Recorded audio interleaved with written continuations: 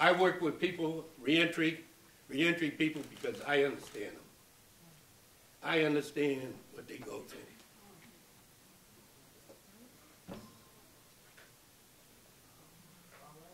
It's a travesty to some of the people, and that's why we worked on Ban the Box a few years ago.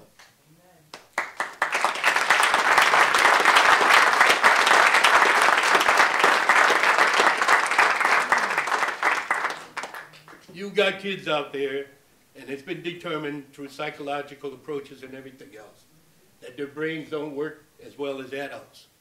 Therefore, they should not have to carry felonies for the rest of their life for something they did as a child. A young man that I know of, at 17 years of age, he got in a little beef with his family and made himself homeless.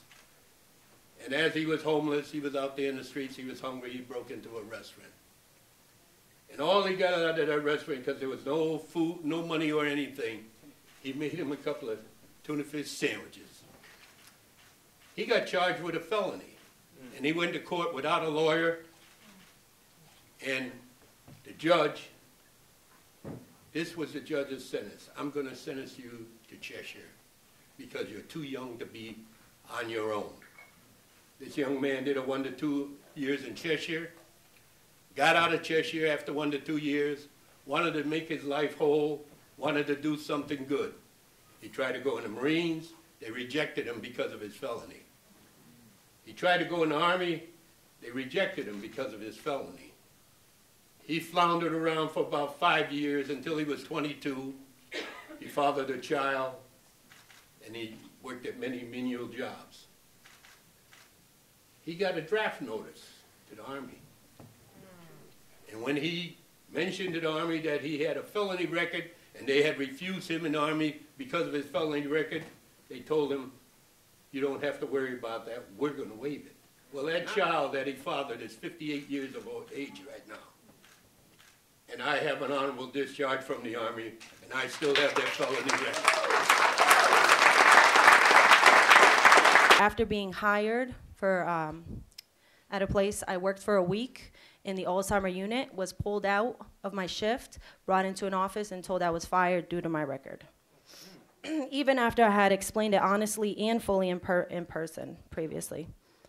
I quickly realized that this would be a stigma that I would live for the remainder of my life. I believe that the Fair Chance Act, Employment Act, will be a step in the right direction to getting the returning citizens of this state to get us to where we need to be in order to have a productive life and be part of society and provide for our families. I encourage you to support this bill. We're out here, we're trying to be productive now. We've done what we did. We paid our time to society. Now we want to come out here and be a part of society and smile and grow with society and make our societies stronger from within. Every one of us has done things in our past that we're not proud of. Every one of us has hurt people.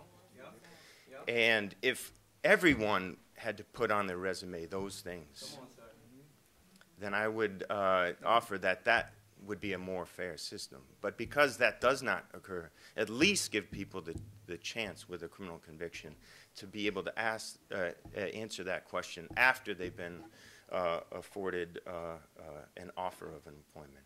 I think that's an important step that we're taking.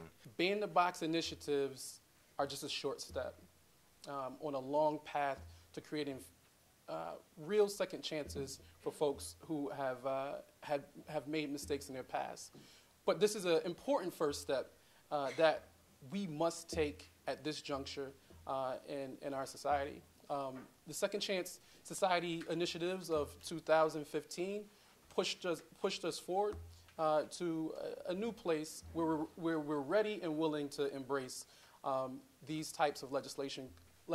Connecticut was one of the first states in the nation to pass a statewide governmental ban, a public ban of essentially the box, banning the box. And now it's our duty to take the next step to expanding that opportunity and that ability to private employers.